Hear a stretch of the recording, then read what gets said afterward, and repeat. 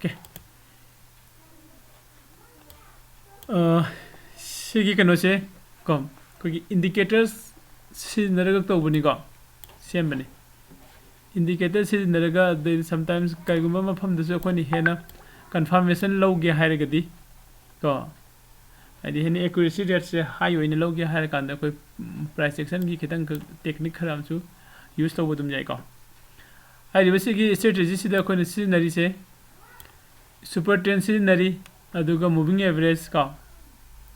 aduga chart types in Heikin ashi use tawbani ko kaidubagi chart types se khone Heikin ashi tawino haibdu so khoi mijeng aksi ko menoina sigi strategy sida focus lai se kadai deno haikanda khogi khona stock market se tamu matam the right entry and the right exit point dum thiraga lai na ta right entry point se thiraga matam da koi se suppose super trend hire indicator se sinar kanda fake entry point ma'am थोड़े को main ओइना सुबह ma'am थोड़े से कहीं ना देखो कि या मैंने लाइव इंडिकेटर सिंह से अतोप कंट्री दगी यूएसए दगी कहीं दगी सेम को आते नहीं रहा मगी मार्केट तो की मतुंगी ना सेम जरक बने तो इंडियन मार्केट का मगे ते हैपेट खदी खेना बनी ना अखोई सीधा मगी एक्यूरेसी रेट से नियम बनी को अदु आई बस सीधा कोई ना कनोसी ट्रेन सीधा कोई एंट्री कमाई लोग दिनो एग्जिट कदाई दे तो बयागे स्टॉप लॉस ना कदाई दे थम बयागे है वो मैम दो अदो कोई पुन नहीं नसे को मेनोइना ngaranggan na hangagi market sida sigi strategy se sizinare di pura keno ni ko yamna kemta ki dena profit fajana lobo yabagi adumba khudong saba si phangi ko matung da su lakhini adu monday da su khoi sigi strategy se sizinare ga khoi mem punna trade to minna ba yabagi khudong saba su sizingan sili ko morning time da adu isida khoi gi indicator sing je muthakra ge hana ko adu go fajana makok pi hawraga semaksi ye ko Mark sida kanago mo question lairaga su hangbiro ya si laire strategy se akoina yeng ka dawi se ai sida type tawrake yam ko first one da akoi indicator ahum na pullaga indicator ani aduga kano ke chart type amaga punga dawni ko indicator ani se amana super trend ne ko ama super trend ne adai di next na ko होगी moving average अदुगा and third सुबसिना को होगी Heikin ashi है वो कनोम live दो सात type में सिनोई के दो को साहल के है मैं उन्हें बुका 32 साइज तम के बोलो है लगे अदुगा कलर सिना green या yellow ne nang angge do male sini ko mem eko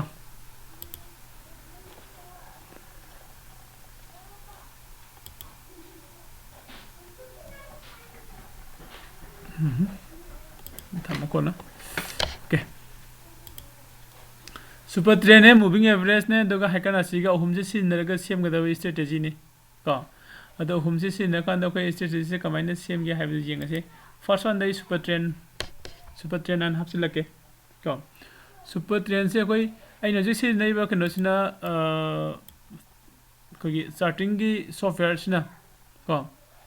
trading view ने ट्रेडिंग व्यू जेरोदा की मनुंग जाव ट्रेडिंग व्यू को कोई ट्रेडिंग व्यू डायरेक्ट से लगा सेम बस जाने को ट्रेडिंग व्यू द सेम बसी जाए ट्रेडिंग व्यू द सेम बसे खितंग खोदा कनम लै खरा हेवी होय को न की माय वेबसाइट से तो जेरोदा की खितंग लाइट होय है न सेम बनी को अद सिदै संगा के इंडिकेटर से लौरसी इंडिकेटर संगा के इंडिकेटर से लौरसी इंडिकेटर दे खोय मैम लोइन खंगे इंडिकेटर से हानन प्री डिफाइन हानन डिफाइन तौरगा हन थमबा को खोगी स्टॉक मार्केट खोन ट्रेड तौब मतम दा नत्रगना any forest oisu ko hariba any khona trade tawba sangu matamda agi right entry aduga right exit point si hen accuracy oiba point je puthong na ba hona ba matamda ko masina khoida mating chawna pangi ko hariba indicator se men mai maming sina so khoim khange na tra indicator se de khoida indicate tawbirak puduni hadi entry lo ba yadre na tra ge exit oiba yaga dawre haibagi era namako ꯑꯗꯨꯃꯥꯏꯅ ꯄꯤꯔꯛꯄꯗꯨꯅꯤ ꯑꯗꯣ ꯁꯤꯒꯤ ꯏꯟꯗꯤꯀꯦꯇꯔꯁꯤꯗ ꯑꯩꯈꯣꯏ first super train indicator ꯍꯥꯟꯅ ꯌꯦꯡꯁꯤꯀꯣ super train ꯑꯩꯈꯣꯏꯅ super train ꯏꯟꯗꯤꯀꯦꯇꯔꯁꯦ ꯑꯩꯈꯣꯏꯒꯤ ꯀꯩꯅꯣꯁꯤꯗ ꯍꯥꯞꯆꯤꯜꯂꯛꯄꯒ ꯀꯣ implement ꯇꯧꯁꯤꯜꯂꯛꯄ ꯃꯇꯝꯗ ꯊꯣꯔꯛꯏꯁꯦ ꯁꯤꯗ ꯔꯦꯠ ꯂꯥꯏꯟ ꯑꯃꯒ ꯁꯤꯗ ꯔꯦꯠ ꯂꯥꯏꯟ ꯑꯃ ꯒ꯭ꯔꯤꯟ ꯂꯥꯏꯟ ꯑꯃꯒꯁꯦ ꯃꯊꯛ ꯃꯈꯥꯗ ꯆꯤꯡꯉꯛꯏ ꯀꯣ ꯁꯤꯒꯤ ꯏꯟꯗꯤꯀꯦꯇꯔꯁꯤꯅ ꯍꯥꯏꯔꯤꯁꯦ ꯀꯩꯅꯣ ꯍꯥꯏꯔꯒꯗꯤ ꯁꯤ ꯁꯄꯣꯁ ꯃꯥꯒꯤ ꯑꯦꯟꯇ꯭री ꯄꯣꯏꯟ ꯄꯤꯒꯅꯤꯀꯣ ꯑꯦꯟꯇ꯭री ꯄꯣꯏꯟꯁꯦ ꯄꯤꯔꯒꯅꯤ ꯁꯤꯗ ꯂꯩꯁꯦ ꯔꯦꯠ ꯑꯃ ꯄꯤꯔꯤꯀꯣ ꯁꯤꯗ ꯃꯥꯅ ꯁꯤꯗꯩꯁꯤꯗ ꯔꯦꯠꯁꯤꯗ ꯍꯥꯏꯗꯤ ꯗꯥꯎꯟ ꯇ꯭ꯔꯦꯟꯗ ꯑꯦꯟꯇ꯭री ꯂꯧꯔꯣ ꯍꯥꯏꯕꯅꯦꯕ ꯁꯨꯄꯔ ꯇ꯭ꯔꯦꯟ ꯍꯥꯏꯔꯤꯁꯦ ꯗꯥꯎꯟ ꯇ꯭ꯔꯦꯟꯗ ꯑꯦꯟꯇ꯭री ꯂꯧꯔꯣ ꯍꯥꯏꯕꯅꯤ ꯑꯗꯨꯒ ꯗꯥꯎꯟ ꯇ꯭ꯔꯦꯟꯗ ꯃꯥꯅ ꯑꯦꯟꯇ꯭री ꯂꯧ ꯍꯥꯏꯁꯦ ꯃꯊꯛꯇꯁꯨ ꯑꯩꯈꯣꯏ ꯌꯦꯡꯕꯤꯌꯨ ꯉꯁꯥꯏꯒꯤ ꯁꯨꯄꯔ ꯇ꯭ꯔꯦꯟꯅ ꯔꯦꯠ ꯁꯤꯒꯅꯦꯜ ꯄꯤꯔꯤꯀꯣ ꯔꯦꯠ ꯁꯤꯒꯅꯦꯜ ꯄꯤꯔꯦ ꯁꯤꯗ ꯑꯦꯟꯇ꯭री ꯂꯧꯔꯣ ꯍꯥꯏꯅꯤ ꯁꯤ ꯀꯦꯟꯗꯜꯁꯤꯗ ꯑꯗꯨꯕꯨ ꯁꯤꯗ ꯑꯦꯟꯇ꯭री ꯂꯧꯕꯗ ꯑꯩ ꯀꯣ ꯅꯦꯛꯁꯇ ꯁꯤ ꯂꯥꯛꯑꯦ ꯁ꯭ꯇꯣꯞ ꯂꯣꯁꯀ ꯍꯤꯠ ꯇꯧꯈ꯭ꯔꯦ ꯅꯠꯇ꯭ꯔꯥ ꯑꯗꯨꯒ ꯁ꯭ꯇꯣꯞ ꯂꯣꯁ ꯍꯤꯠ ꯇꯧꯔꯝꯃꯒ ꯍꯥꯏꯗꯔꯒꯗꯤ ꯑꯩ ꯄ꯭ꯔꯣꯐꯤꯠ ꯈꯔꯗꯤ ꯐꯪꯉꯤ ꯀꯣ ꯁꯨꯃꯥꯏꯅ ꯑꯗꯨꯒ ꯑꯃꯨꯛ ꯁ꯭ꯇ꯭ꯔꯦꯠꯇ ꯆꯠꯈ꯭ꯔꯦ ꯑꯗꯨꯒ ꯑꯃꯨꯛ ꯍꯥꯏꯗꯔꯒ ꯄ꯭ꯔꯣꯐꯤꯠ ꯑꯃꯨꯛ ꯐꯪꯉꯤ ꯑꯗꯨꯕꯨ ꯁꯤꯗ ꯂꯧꯕꯁꯦ ꯑꯩ ꯆꯨꯝꯕ꯭ꯔꯥ ꯂꯥꯟꯕ꯭ꯔꯥ ꯑꯗꯨꯅꯦꯕ ꯀꯣ ꯑꯩꯈꯣꯏꯒꯤ ꯋꯥꯈꯟꯗ ꯁꯤꯗ ꯂꯧꯕꯁꯤꯗꯤ ꯁꯤꯗꯤ ꯐꯦꯛ ꯑꯦꯟꯇ꯭ꯔꯤꯅꯦ ꯍꯥꯏꯅ ꯂꯧꯋꯦ ꯍꯥꯏꯗꯤ ꯑꯔꯥꯟꯕ ꯄꯣꯏꯟ ꯍꯥꯏꯅ ꯈꯜꯂꯤ ꯅꯠꯇ꯭ꯔꯥ ꯑꯩꯈꯣꯏꯅ ꯑꯦꯟꯇ꯭री ꯂꯧꯒꯦ ꯍꯥꯏꯗꯤ ꯀꯗꯥꯏꯗ ꯂꯧꯕ ꯌꯥꯏ ꯁꯤꯒꯤ ꯕꯤग ꯀꯦꯟꯗꯜꯁꯤ ꯂꯧꯕ ꯌꯥꯏ ꯅꯠꯇ꯭ꯔꯒ ꯁꯤꯗꯒꯤ ꯁ꯭ꯃꯣꯜ ꯔꯦꯗ ꯀꯦꯟꯗꯜꯁꯤꯗ ꯂꯧꯔꯁꯨ ꯌꯥꯏ ꯍꯥꯏꯅ ꯈꯜꯂꯦꯕ ꯆꯨꯝꯃꯤꯀꯣ ꯑꯗꯨꯅ ꯉꯁꯥꯏ ꯁꯨꯝꯕ ꯈꯤꯇꯪ ꯐꯦꯛ ꯑꯣꯏꯕ ꯃꯐꯝꯁꯦ ꯑꯩꯈꯣꯏꯅ ꯀꯃꯥꯏꯅ ꯇꯧꯔꯒ ꯂꯧꯊꯣꯛꯀꯗꯒꯦ ꯍꯥꯏꯕꯁꯤꯅꯦꯕ ꯂꯥꯛꯇꯣꯏꯁꯦ ꯁꯤꯗ ꯑꯃꯨꯛ ꯌꯦꯡꯁꯦꯕ ꯁꯤꯗ ꯑꯦꯟꯇ꯭री ꯄꯤꯔꯦ ꯀꯣ ꯗꯥꯎꯟ ꯇ꯭ꯔꯦꯟꯗ ꯑꯦꯟꯇ꯭री ꯄꯤꯔꯒ ꯑꯞꯇ ꯆꯠꯈ꯭ꯔꯦ ꯌꯥꯏꯀꯣ ꯁꯤꯗ ꯑꯞ ꯇ꯭ꯔꯦꯟꯗ ꯑꯦꯟꯇ꯭री ꯄꯤꯔꯦ ꯗꯥꯎꯟꯗ ꯆꯠꯈ꯭रे ꯂꯣꯏꯅꯃꯛ ꯀꯔꯤ ꯑꯣꯏꯕ ꯑꯩꯈꯣꯏꯒꯤ ꯔꯣꯡ ꯑꯦꯟꯇ꯭री ꯄꯣꯏꯟ ꯉꯥꯛꯇꯅꯤ ꯑꯅꯤꯃꯛ ꯁꯨꯄꯔ ꯇ꯭रेंड ꯄꯤꯔꯤꯁꯦ ꯑꯗꯨꯏꯗꯤ ꯑꯩꯈꯣꯏ ꯁꯨꯄꯔ ꯇ꯭रेंड ꯁꯤꯖꯤꯟꯅꯕꯒꯤ ꯀꯔꯤ ꯀꯥꯟꯅꯔꯤꯒꯦꯕ ꯀꯣ ꯑꯗꯨꯕꯨ ꯁꯨꯄꯔ ꯇ꯭रेंड ꯁꯤꯖꯤꯟꯅꯕꯒꯤ ꯀꯥꯟꯅꯕ ꯄꯣꯏꯟ ꯈꯔꯁꯨ ꯂꯥꯛꯈꯤꯅꯤꯀꯣ ꯑꯗꯨꯒ ꯁꯤꯗ ꯁꯨꯄꯔ ꯇ꯭रेंडꯁꯤꯗ ꯑꯩꯈꯣꯏꯅ ꯃꯥꯒꯤ ꯇꯥꯏꯝ ꯐ꯭ꯔꯦꯝꯁꯦ ꯅꯪꯅ 1 minute ꯃꯥꯒꯤ ꯑꯗꯨꯝ ꯀꯣ ꯋꯥꯛ ꯇꯧꯒꯅꯤ ꯀꯗꯥꯏꯗ ꯂꯩꯈ꯭ꯔꯒꯦ 17,000 ꯁꯤ ꯂꯩꯔꯦ 1 minute वर्क तवे 2 minute वर्क तवे एनी टाइम फ्रेम मासे वर्क तवेबा तबदबो मागी एक्यूरेसी ओइबगी रेट से कदाइदने हेन हाई ओइगे हारगदी नंगी टाइम फ्रेम से मिनिमम को 10 minutes एंड अबव द जिंगबियो मिनिमम 10 minutes एंड अबव द नंगी टाइम फ्रेम से थंबियो अदुगा से नंगी कनोसी हेन एक्यूरेसी ओइबा कनोसे फंगनी पॉइंट से को अदुगा अतोपमना को सिदा कोना लाइरिबो हजि लाइरिबो सुपर ट्रेंड गी कनो सिदा को मफम खरदा मसागी सिदा गा हेक पिसिलकपा को अदुगा खर काखलमगा प्रॉफिट ले फंगदबो गुंबा सुमसु लेका लेदि स्वाइदा डाउन पिसिले सिदा अप पिसिले को हाइदि मागी पी लेबो पॉइंट से पेट सोइबो को सि कदाइ दैनो हारगदि खोइन खितंग सेमदोकपा याबो मसु लै सुपर ट्रेंड सिदा माने सिदा इ सेटिंग द लाके सेटिंग द लागा लेंग द 10 हाइना थमिसे हाइदि ए टाइम फ्रेम सिना डे ओइरगदि को 10 days ओइदिने केनन तरा तरा गी ओइदिने को मूविंग एवरेज की टाइप ते को अदु सिदाइना 40 दो अनथोकसेबो को 40 दो अनथोए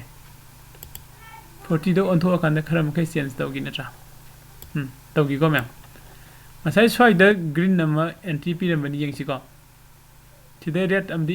एंट्री पि स्वाइद ग्रीन नमसु ngasa पि होबने आई कनो से मो थोरके सुपर ट्रेंड से को 10 द सिदा एंट्री में लेना ट्रैक ग्रीन की को अइना मागी सिगी कॉन्फ़िगरेशन तो ऑन थो कांददी 40 ऑन थो कांददी को खर मखै चेंज सुं तौगरि बुलै जाय को सिदा सु फेक मैम यावरी को फेक मैम यावरी फेक सिंग से खै लौथोंनबो होन रैने अदो ngसाइ सिदा खैना 40 ऑन थो कांददी को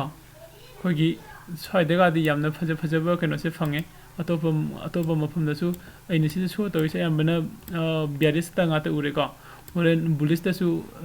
मयामम थोरखिनि फजब को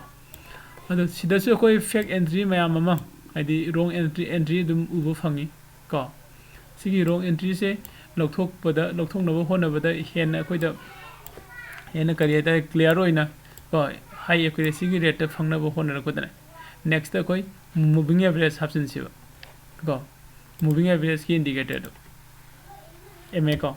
मैम एमए हारगे सु खंगनै मूविंग एवरेज एमए हाइबने को मूविंग एवरेज हापसिले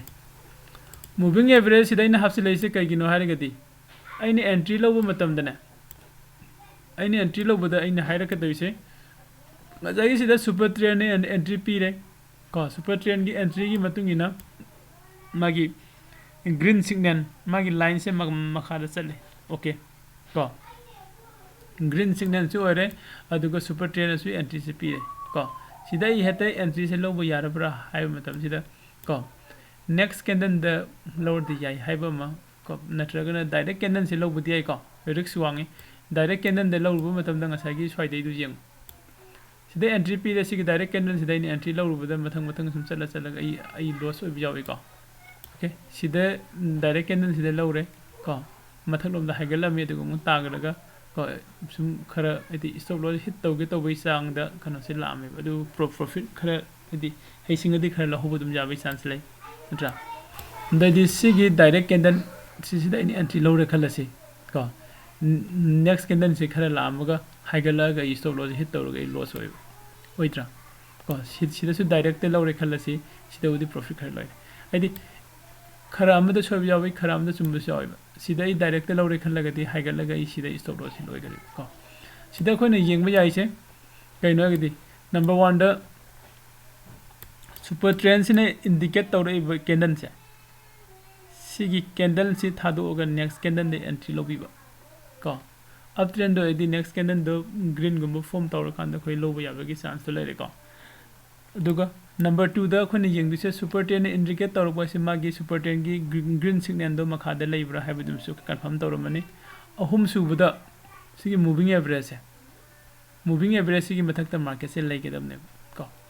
सिदा मूविंग एवरेज की मथकता मार्केट से लेगेदबने सिदा खोगी मूविंग एवरेज से होजि होजि लेरिबा डिफॉल्ट द लाइ से 9 डेज की लाकबनी को दे माइ लेंथ से 9 ने अदु वइना 9 सिदी कितंग पिंगबन गरे ना 55 तो 1 थोए को मूविंग एवरेज मखा चखरे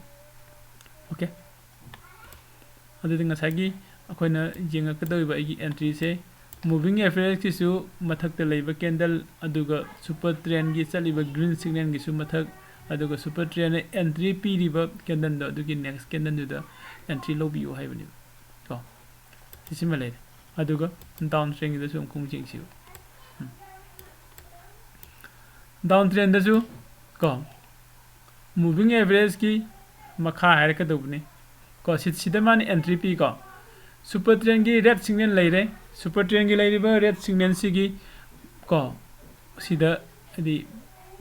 एंट्री में पीरे डाउन ट्रेंड तो अदु सिदा इन लौबो यादैसे क सिदा इन एंट्री चंगरोइसि हायरकतिसि कैगिनो गदि मूविंग एवरेज से मथकते लेगेदबनि मखादा लेरिबा को मथकते लेगेदबनि मखादा लेरि अदु इसिदि एंट्री लौबसि पामद्रे को अतोपा मफम मकुम जिंगसि को सिदासु एंट्री पीरे मूविंग एवरेज की मखादा लेगेदबसि मूविंग एवरेज तगी स्टार्ट तौरगा कैंडल से फॉर्म तौरे असिमसु कोई कन तौनिंगरे नत्रा अदैदि मथंग नेक्स्ट को हेदि अखोना फजना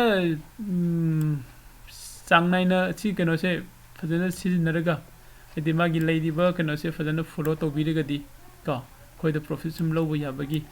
कनो से चांस सुम फंगे बसिदा अदुगा तौबददि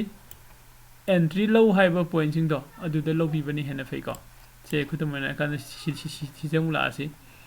सिदगी रेड कलर की कनो सिदा कनो से एंट्री पीरे को अदुबो सिदाई एंट्री लौद्रे करिगिनो मूविंग एवरेज की मथक्तनी मार्केट से डाउन लोम द लाखबा हाइबनिना मूविंग एवरेज की मखादा लेबा पाबने बखन याको मूविंग एवरेज की मखादा कनो से लेबा पाबा सिदा मूविंग एवरेज की मथक्ता कनो से लेरेबा को अदु अदु सिदा कोई मूविंग एवरेज लेरे अदुगो रेड सिग्नल मथक्ता पीरे को अदु सी कैंडल से मखोय एंट्री लो यादरे नत्रा नेक्स्ट कैंडल दे लो से है नेक्स्ट कैंडल से सु माइ सिग्नल की मतुंग ने नेक्स्ट कैंडल दे लो येंगा सु नेक्स्ट कैंडल से ग्रीन सु ओरगा मूविंग एवरेज द दुम लेरे को अदुगा नेक्स्ट से सिदासु माइ ओपन से मूविंग एवरेज से सिदागी ओपन तौरे अदुगी मखाददि नेक्स्ट को सी रेड ओरंगनि नत्रा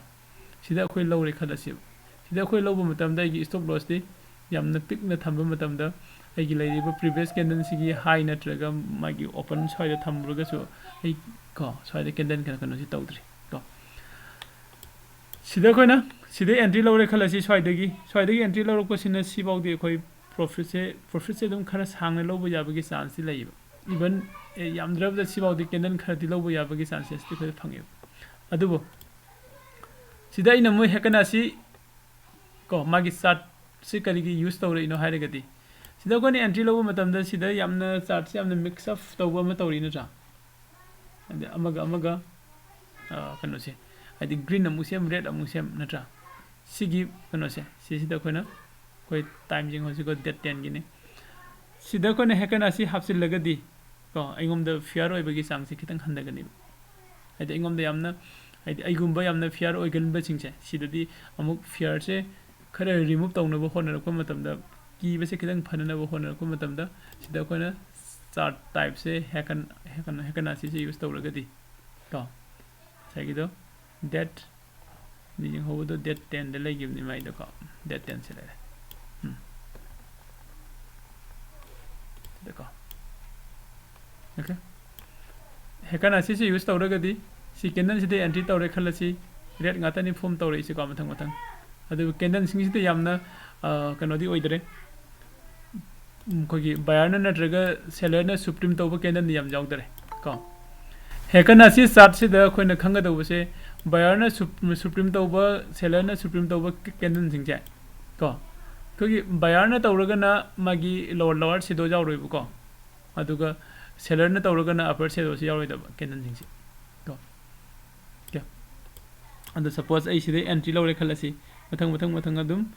रेड ओइरेने सुम थमागसु साइबाउदे प्रॉफिट लौबो याइ नत्रा मथंग ग्रीन ला कन आई तोखसु याइ को अदुगा तौबदी को अखोगी चलैबा मार्केट सिदी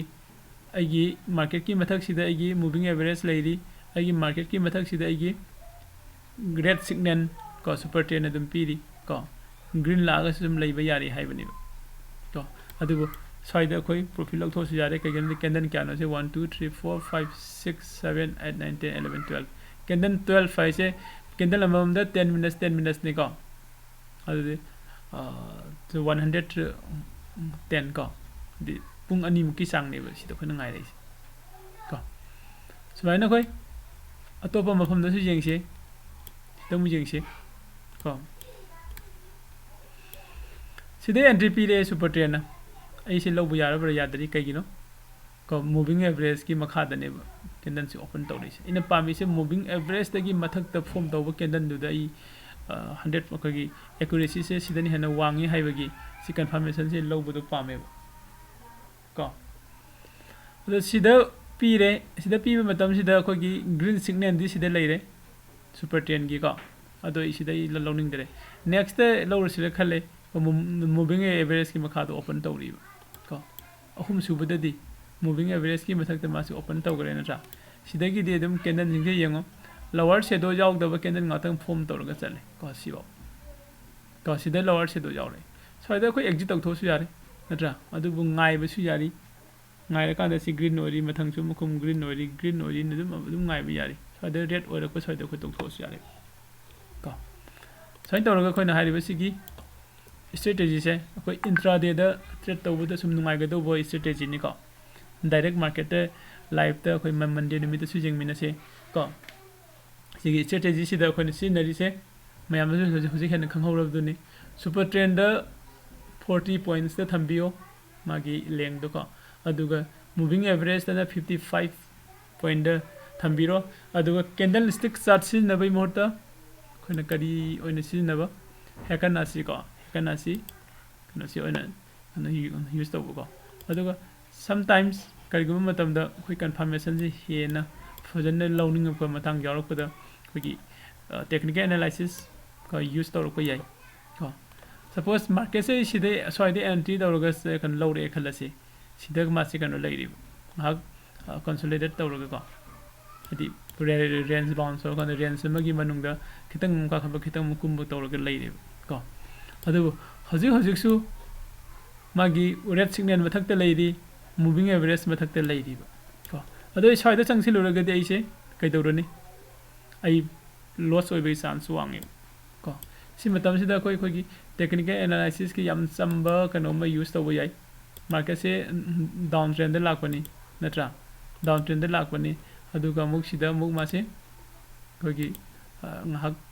कनो तौरी है रेस्ट लौरी है तारेको साइब लौरसी लो लो से लौरग कनो चिंगे से लेरे सिदगी अखोइना कनो तौरगदी को साइकी मार्केट से लाइव मार्केट सिदगी को मार्केट से हाइदरगा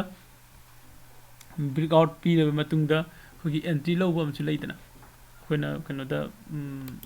प्राइस एक्शन टेक्निकल एनालिसिस की तौबदा को तंबदा को अदु ngairaga si candle sida entry लौब सै नत्रा si candle sida ine entry लौब मतमदा आइगी सुपर ट्रेंड की रेड सिग्नल द लेरी अदु आइगी मूविंग एवरेज ब्लू कलर दा हाइदि मार्केट की मथक द लेरी को अखोइना निंगसिंग गदौबसे मूविंग एवरेज ना मथक लेबा अदुगा रेड सिग्नल सु पीरबा को अदुगा एंट्री सुपर ट्रेंड एंट्री सु पीरबा अदुइदादि कोई डाउन ट्रेंड द एंट्री हाइबनि को अदुगा मु अप ट्रेंड गिना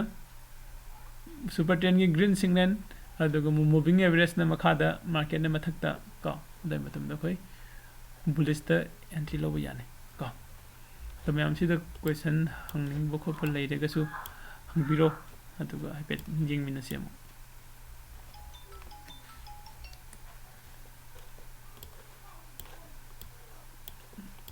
लोई यानरबो मैम सुजित कमाई तौगे सुम सिरिनबो नुंगाइदो मानब्रो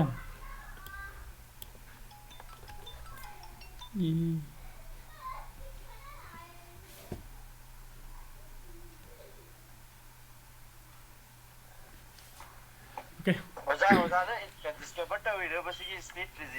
सिगी स्ट्रेटजी से अइना नहाइदा हाना अमा सुपर ट्रेंड अहुम सिरिनबगे म तौरमेबा को सुपर ट्रेंड अहुम सिरिनबगे तौबसिदा अइना जब सुपर ट्रेंड अहुम गिसे वीडियो एनालिसिस अमुक अमुसुम यूट्यूब दा कइदि जेंगा कांदा सिगा हाइपेन मानबा अमुक थेंगनरकपा को अदे सिदा अइना मु टेक्निकल एनालिसिस कदिगी खरा हापचो हापचिन तौरगा पॉइंट से मसी ताई हैना सुमाइनि जेंगबनि को सी जेंगबसे अइना सुम जेंगबदा सिगी एंट्री से अखोइना फजना फॉलो तौरगदी मदन नत्रो हजिगिदो मदन से अखोइना मागी एंट्री पॉइंट से फजना फॉलो तौबिरगदी को इंट्राडे दा दुम पैसा से याम नतजु खर खदी लौब याबगी चांस ले एंट्री गाय बमदि चंगदुनी एंट्री दि गाय दुनी राइट एंट्री पॉइंट दुनी अखोइना गाय दिसे अदु गायने ना बैनि सिदा मयाम अमा रिमूव तौथोरइ से अदि एंट्री नोगी एरो मार्क पिरखरगदि अखोइ कनो तौरेना सु एंट्री अदु गाय दु एरो मार्क पिरखरगदि ओ मागी एरो मार्क पिरखपसे को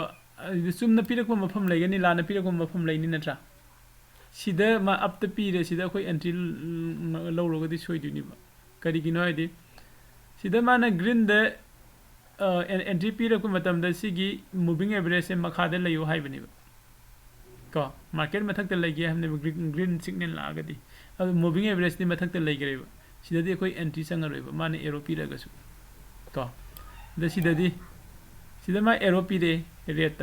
को रेट एरो पिरे को मूविंग एवरेज मथक ते लई मार्केट सु मथक ते लई को संगसे लेखलसे केदन मचा मचा अनि हुम ख को प्रॉफिट एंड लॉस चांस नेमे एरो हेड पीबगसु अकोई एंट्री लौदबन फै को कइगिनो गिदि एरो हेड पीबगा नेक्स्ट कैंडल दो गाइबिरगा नेक्स्ट कैंडल दुदा ग्रीन कलर लापुर येंगा अदुदे एंट्री लौबिबा तो सिदे मान पीरे गायरगा एंट्री फंग तोपे पोले गायरगा एंट्री फंगदबसु यारकनी कइनोदि ngसागी खोगी अमा कनो दो सीपीआर वाइट ओइबन नुमित की रेंज बाउंड सुदम आइदि साइडवेज चटपन नुमितदि को मासी एंट्री अमा पीररो पीरगसु ngसागी रोंग एंट्री दुनिबा पीरक्तुसे अदुगी रोंग एंट्री दो अयामन सिदे रिमूव तौगरनिबा देखो आदि एग्जांपल होइना हजि सुपर ट्रेंड गिजे अइना जु हेजिंग की वीडियो म येंगबद थेनगिबको माजे सुपर ट्रेंड अनि सिजनेबा डबल सिजनेबसु लय ट्रिपल सिजनेबसु लय 2018 द सिजनेरमेबा अदो यामना अइना सुम खलक खो इनौ नौना संगक अंगांग सिंजे सिददि टेक्निकल एनालिसिस सु हाइबसु नते को ꯑꯗꯩ ꯑꯩꯈꯣꯏꯅ ꯇꯦꯛꯅꯤꯀꯦꯜ ꯑꯦꯅꯥꯂꯥꯏꯁꯤꯁ ꯇꯧꯔꯒ ꯑꯁꯤꯗ ꯑꯦꯟꯇ꯭ꯔꯤ ꯇꯧꯕ ꯁꯤꯗ ꯊꯣꯛꯄ ꯍꯥꯏꯅ ꯇꯧꯕꯁꯤꯁꯨ ꯑꯉꯥꯡꯁꯤꯡꯁꯦ ꯄꯨꯡꯉꯥꯎ ꯉꯥꯎꯋꯦꯕ ꯂꯣꯏꯅ ꯀꯣ ꯑꯗꯨ ꯇꯦꯛꯅꯤꯀꯦꯜ ꯑꯦꯅꯥꯂꯥꯏꯁꯤꯁꯁꯦ ꯇꯝꯅ ꯏꯟꯗꯤꯀꯦꯇꯔꯁꯤꯡꯁꯤ ꯄꯥꯏꯔꯒ ꯁꯨꯝ ꯇ꯭ꯔꯦꯠ ꯈꯛ ꯇꯧꯔꯒꯁꯨ ꯈꯤꯇꯪ ꯐꯒꯗ꯭ꯔꯥ ꯑꯗꯨꯅꯦꯕ ꯌꯦꯡꯉꯩꯗꯣ ꯗꯕꯜ ꯁꯨꯄꯔ ꯇ꯭ꯔꯦꯟꯁꯨ ꯍꯥꯏꯗꯤ ꯁꯨꯄꯔ ꯇ꯭ꯔꯦꯟ ꯑꯅꯤ ꯁꯤꯖꯤꯟꯅꯕꯒꯤ ꯏꯁꯇ꯭ꯔꯦꯇꯦꯖꯤ ꯂꯩ ꯑꯍꯨꯝ ꯁꯤꯖꯤꯟꯅꯕꯒꯤꯁꯨ ꯂꯩꯕ ꯀꯣ ꯑꯗꯨꯒꯤ ꯑꯅꯤ ꯑꯍꯨꯝ ꯁꯤꯖꯤꯟꯅꯕꯒꯤꯗꯣ ꯑꯗꯨꯁꯨ ꯍꯌꯦꯡ ꯑꯃꯨꯛ ꯌꯦꯡꯃꯤꯟꯅꯁꯤ ꯀꯣ ꯍꯧꯖꯤꯛꯀꯤ ꯑꯩꯅ ꯍꯥꯏꯁꯤꯅ ꯗꯕꯜ ꯁꯨꯄꯔ ꯇ꯭ꯔꯦꯟ ꯁꯤꯖꯤꯟꯅꯔꯒ ꯃꯥꯅ ꯁꯦꯠꯇꯤꯡꯁꯦ 15ꯒ 3ꯒ ꯑꯃ ꯑꯗꯨꯒ 7ꯒ 2ꯒ ꯑꯃ ꯁꯤꯖꯤꯟꯅꯩꯌꯦꯕꯀꯣ ꯑꯗꯨꯗꯨꯒ ꯃꯥꯅ ꯌꯦꯡꯉꯤꯁꯦ ꯗꯦꯒ ꯋꯤꯛꯀꯒꯤ ꯍꯥꯏꯗꯤ ꯈꯤꯇꯪ ꯂꯥꯞꯇꯛꯅ ꯌꯦꯡꯉꯦꯕ ꯃꯥꯒꯤ ꯇ꯭ꯔꯦꯟ ꯈꯨꯌꯦꯡꯁꯦ ꯑꯗꯨꯗ ꯑꯩꯈꯣꯏ ꯍꯦꯠꯖꯤꯡ ꯑꯃ ꯀꯩꯅꯣꯗꯣ ꯀꯣꯜ ꯄ꯭ꯔꯣꯇꯦꯛ ꯄꯨꯠ ꯄ꯭ꯔꯣꯇꯦꯛ ꯇꯧꯕꯗꯣ ꯑꯗꯨꯒꯤꯗ ꯃꯥꯅ ꯇꯧꯒꯦꯕ ꯍꯥꯏꯗꯤ ꯌꯨꯇ꯭ꯌꯨꯕꯇꯣ ꯍꯥꯏꯗꯤ ꯁꯄꯣꯁ ꯑꯩꯅ ꯀꯣꯜ ꯄ꯭ꯔꯣꯇꯦꯛꯇ ꯆꯪꯒꯦ ꯍꯥꯏꯇꯥꯔꯒꯗꯤ ꯑꯞ ꯇ꯭ꯔꯦꯟꯅꯤꯗꯅ ꯆꯪꯗꯣꯏꯁꯦ ꯍꯣꯏ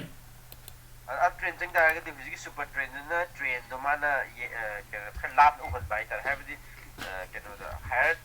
ꯇꯥꯏꯝ ꯐ꯭ꯔꯦꯝꯗ ꯌꯦꯡꯍꯜꯂꯀꯥꯟꯗ ꯑꯁꯤꯗꯤ ꯑꯞꯇ ꯆꯠꯂꯅꯤꯅ ꯍꯥꯏꯇꯥꯔꯒꯗꯤ ꯑꯩ ꯀꯣꯜ ꯄ꯭ꯔꯣꯇꯦꯛ ꯊꯥꯔꯒꯦ ꯍꯥꯏꯕꯒꯤ ꯀꯣꯟꯁꯦꯞꯇ ꯑꯗꯨꯗꯣ ꯇꯧꯅꯤꯡꯉꯤꯅꯦ ꯇꯧꯁꯦ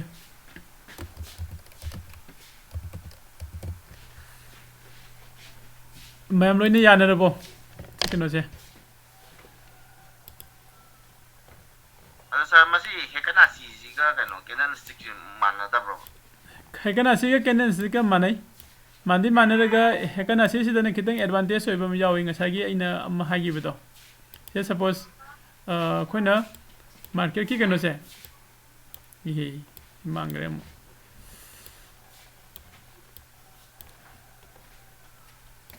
मार्केट अखोना कैंडल की फॉर्म से सुमाइना रेड अमुक लाग ग्रीन अमुक लाग लापसे अइना सिदा एंट्री लौरगा लैरे खलसि को एंट्री लौरगा सुम लापसिदा मार्केट सिदा मखारमना कुमखिदुबुदि माले बै वखंदा अदो हालाइरे कैंडल से ग्रीन अमुक सेम रेड अमुक सेम तौबदो अदुदा अइंगोमदा कीबा म फावद्रा फावबने कीबा कमाइन तौदिना से रेड अमुक सेमेने गानि ग्रीन अमुक सेमे तौरगा हाइदि डाउन ट्रेंड जेंगगदि अइना पामिसे कैनो ग्रीन दगा लागदि हराउबा को अदुगा कन्नोदा सेमगने हेक कन्नो तौदबा अदुंबा लैबसिंगदो अदु ngसाइगी सिगी हेकनासिसे सि सिनरगदि नंगी कैंडल सिंगसे पुल अप आइदि नंगी फेयर नंगना कीबा फावबा मयामदो खरा मखैदि को फगनि हाइबा येंगसिको सिदा सम यि ngana येंगसिबेदा सिदा चलिबा कैंडल मयाम स्वाइसिदा अखोना येंगबदा रेड अयाम उरे नत्रा हेकनासि हापा मतमदा को सिगी मरकता ग्रीन अंकतनी याविसे को स्वाइदा ग्रीन अनिमगा सिसे अखोना नंगी कैंडल लिस्ट ओंथोपियो ओंथोकाददि यौ साइ सिदैना सिबावदा यावगे दो ग्रीन अमखतनी को सिदा ग्रीन क्यानो थोरैसे को अदुना सिदा अइना डाउन ट्रेंड दे एंट्री लौरगा मार्केट से मखामदा हाइदरक ngaइबा मतमदा को इंगमदा थोइदोंना कीबा फावररोइबा हाइदि ए मथंसु रेड लाई हाइबगी रेड सम फॉर्म तौरकनी यामबना सिगी हेकनासि हिनासि यें कांदा तो अदुबो सिदा खोना खंगदबदि माना फॉर्म तौको मतमदा सिगी अपर शेडो यावदबा मखैसे सेलर ना सुप्रीम तौरगा लापा कनो ने कैंडल ने अदुगा अपर शेडो यावबसिंगसिना बायर आइदि सेलर ना सुप्रीम तौबा ngमदबा बायर सु खरा मखै यावरबा कैंडल ने तो ग्रीन कैंडल दसु स माने ग्रीन कैंडल दसु सिदा मुक लैसे लोअर शेडो यावइसिंगसे सिसिंगसे मुक सेलर यावरइनेबा दुगा लोअर शेडो यावदबसिंगसिना कनोना खोगी बायर ना को हेना कनो तौरगा सुप्रीम तौरगा कंट्रोल तौरगा लापा कैंडल ने अदुगी नैना सिदा कनोदे हेकनासि हापसिलैसिना को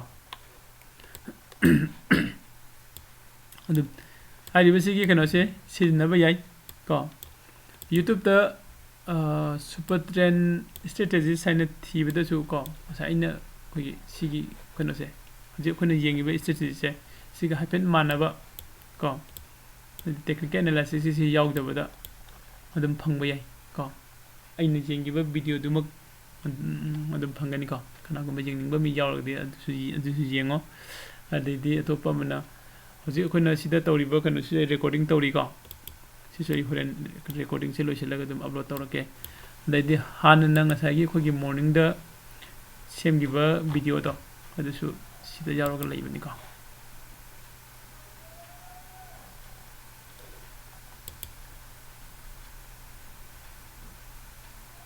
ꯁꯤ ꯂꯩꯔꯦ ꯁꯨꯄꯔ ꯇ꯭ꯔꯦꯟꯒꯤ ꯀꯣ ꯑꯣꯀꯦ ꯑꯗꯨꯗꯤ ꯔꯦꯀꯣꯔꯗꯤꯡꯁꯦ ꯂꯣꯏꯁꯤꯜꯂꯒꯦꯀꯣ ꯃꯌꯥꯝ